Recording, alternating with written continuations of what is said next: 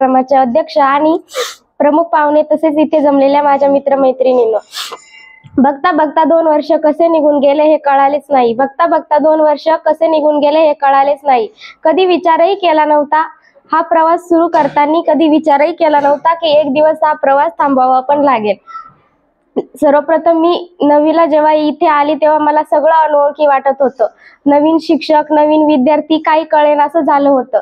म्हणून पहिल्यांदा ज्या मुली आल्या त्यांच्याशी माझी मैत्रीण झाली. आम्ही चांगले मिळून राहायला लागलो.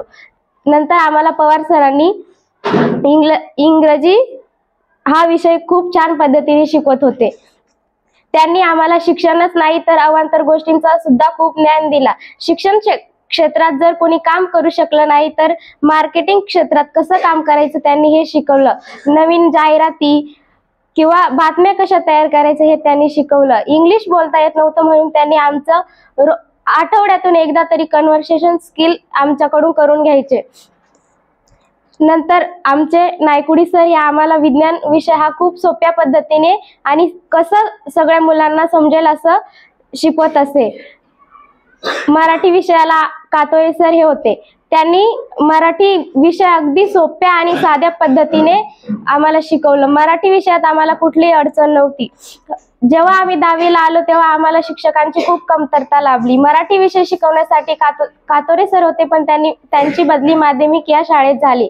त्यानंतर गणिताला चौधरी सर होते पण त्यांचीही बदली झाली. मनाला खूप भीती वाटायची की पेपर आल्यावर आम्ही काय करू. हळूहळू बोर्डाचा वेळापत्रक आम्हाला मिळाला.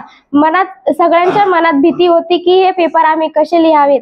नंतर मग पेपर आम्ही चांगले लिहावे म्हणून कातोरे सरांनी वेळेत वेळ काढून आम्हाला मराठी हा विषय समजावून शिकवला. नंतर काही पेपराचे दिवस जवळ आले होते. मग जाधव सर यांनी आम्हाला गणित विषय शिकवलं. नंतर पडवळे सर हे आले. त्यांनी आम्हाला गणित विषय अतिशय सोप्या आणि साध्या पद्धतीने हसून खेळून 1 महिन्याभरात पूर्ण प्रश्नपत्रिका आणि सिलेबस संपवून बोर्डाचे पेपर कसे लिहावे हे आम्हाला समजावून सांगितलं. एके दिवशी पुस्तक वाचता वाचता मनात विचार आला की पुन्हा कधी हे पुस्तक आम्हाला वाचायला भेटतील का. पुन्हा तोच परिपाठ, तोच ग्राउंड, तोच वर्ग, तोच बेंच आम्हाला भेटेल का. मैत्रिणींकडे बघितले तर मनात खूप भावना जाग्या होतात. पुन्हा कधीच यांचा सहवास लागेल की नाही याचं तर माहिती नाही, पण पुन्हा या शाळेला कसं भेटता येईल याचा आम्ही नक्कीच प्रयत्न करू. गेल्या 2 वर्षात माझ्याकडून काही चुकलं असेल किंवा माझ्या वर्गाकडून काही चुकलं असेल तर मी माफी मागते.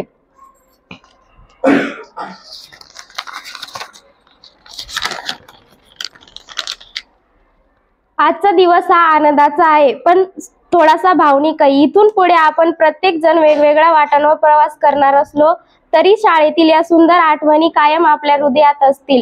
मित्रांसोबत ते सोन्यासारखे घालवलेले क्षण, आपल्या शिक्षकांनी शिकवलेल्या गोष्टी या सगळ्या माझ्या मनात रेंगाळत राहतील. थांबावा वाटला तरी थांबणार नाही निरोपाचा हा हळवा क्षण. थांबावा वाटला तरी थांबणार नाही निरोपाचा हा हळवा क्षण. बाहेर निघून गेलो तरी रेंगाळत राहील या प्रांगणातच माझे मन. निरोपाच्या सोहळ्याची कधीही धरू नये खंत. निरोपाच्या सोहळ्याची कधीही धरू नये खंत. निरोपानंतरच्या भेटीला नसतो कधीच अंत. बोललो असेल उलटून झाल्या असतील चुका. बोललो असेल उलटून झाल्या असतील चुका. विसरून सारे द्या आशीर्वाद मनात काही ठेवू नका. विसरून सारे द्या आशीर्वाद मनात काही ठेवू नका. जीव लावले गुरुजनांनी आई वडिलांसम आम्हाला. जीव लावले गुरुजनांनी आई वडिलांसम आम्हाला. कसे सांगू किती दुःख होते सोडून जाताना तुम्हाला. एवढे बोलून मी माझे 2 शब्द संपवते.